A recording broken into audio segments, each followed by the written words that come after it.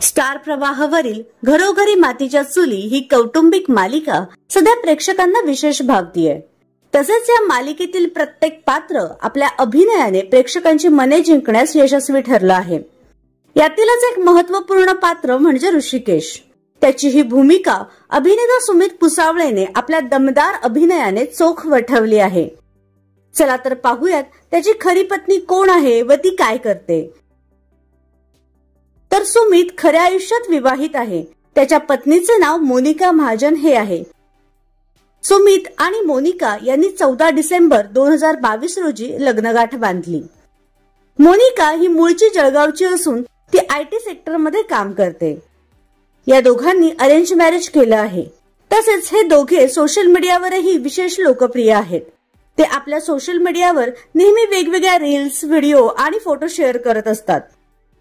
तर तुम्हाला सुमित आणि मोनिकाची जोडी आवडली का हे आम्हाला कमेंट बॉक्स मध्ये नक्की कळवा।